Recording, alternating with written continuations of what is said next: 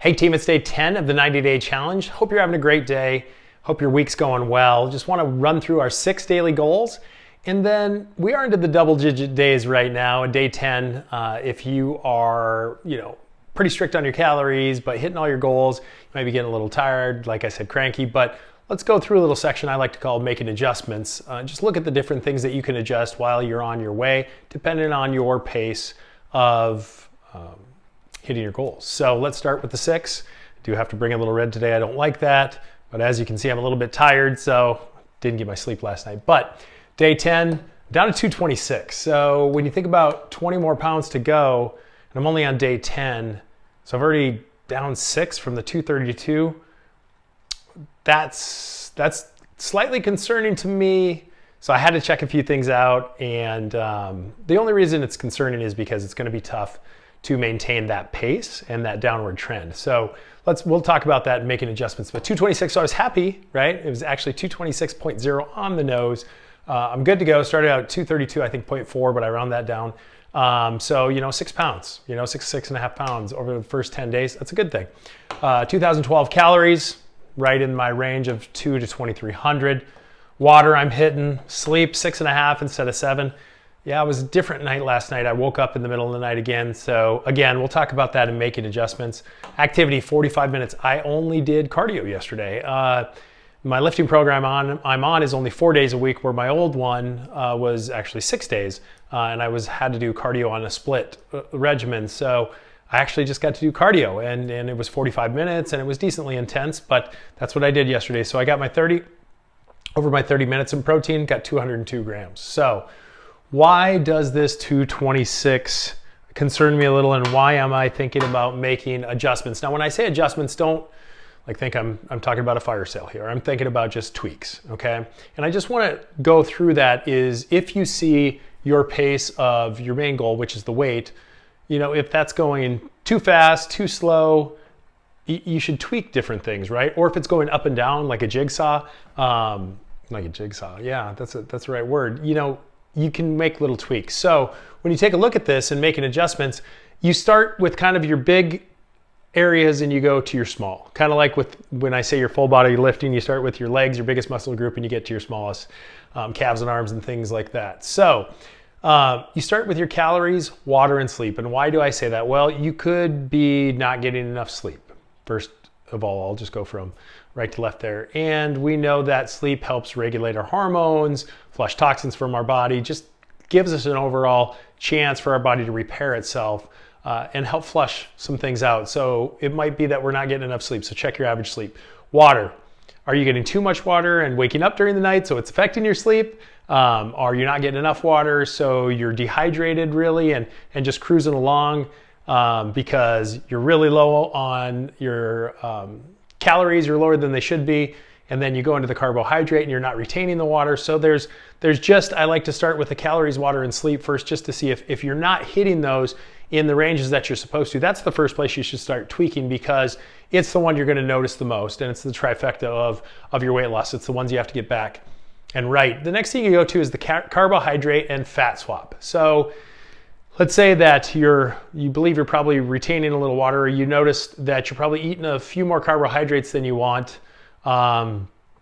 compared to, and maybe you're not getting your protein, or maybe you're getting too much carbohydrate and not enough fat. You can always, as long as you're getting your protein, you can always swap out your carbohydrate for fat, or vice versa. So there are 4 calories in every carbohydrate, and each gram of fat is 9 calories. So there's basically 2 to 1 is how you can switch out. So if you're eating really heavy fat, heavy foods with almost 0 carbs, you're going to see yourself drop some weight pretty quickly, because you're going to lose all those carbohydrates. You're going to lose out water weight.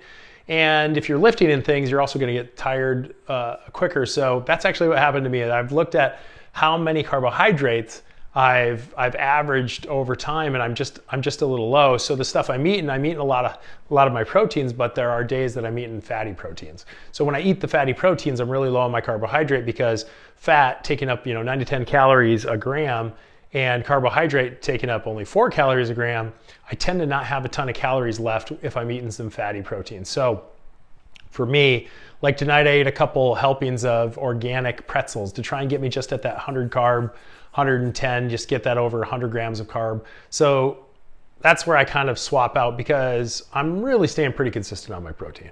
And for me, that's what I want for muscle, satiety, everything. So the next thing you can do is you can also swap out or look at your activity type.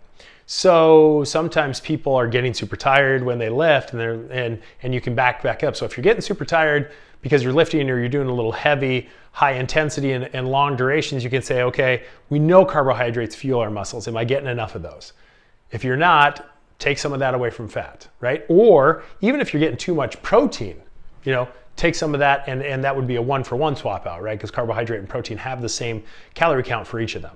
So you kind of start here and you can go back up that way as well. So hopefully this makes a little bit of sense, but like I say, make sure you're hitting these. If you're hitting those, then start to drill down into, what is causing the pace of what you're losing weight to be there or not be there. And remember, what is the pace, okay? So kind of the most common is 500 calories less than what you were eating per day over the course of, however long you'll lose a pound a week.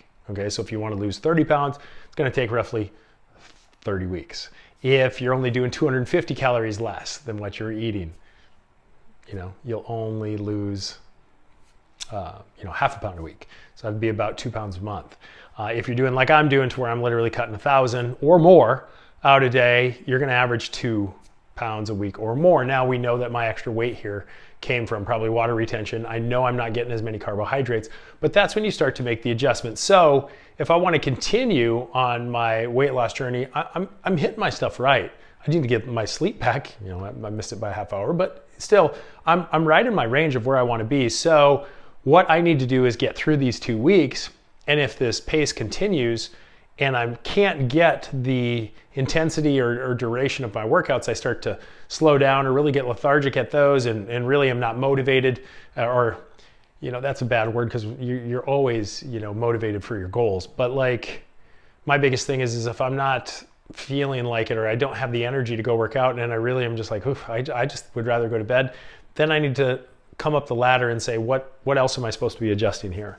And for me, it's if you can, throw more of those carbs into it and decrease some of the fat because that'll give you more energy for your workout and duration. And we know that this does also burn calories as well. So if you're bumping up the intensity, you need the carbohydrate, you're going to burn them, right? So that's just where we're at as long as you stay within your calories. And I keep going back and forth here, kind of crazy, a little awkward, but hope you're doing well. I hope this made sense. I know I was a little bit all over the place, but it's really hard to talk about adjustments without having a client or a friend or a family member in front of you and they're trying to follow this methodology and with the 3 simple things, calories, water, sleep, hey, nail those, put a 0 after what you weigh, put a 0 after what you want to get to and just stay within that range and slowly taper down, get your sleep, get your water. And then I always tell them protein, but like without knowing exactly what's going on in your life, it could be any one of these things or it could even be a combination of them depending on how you look at things. But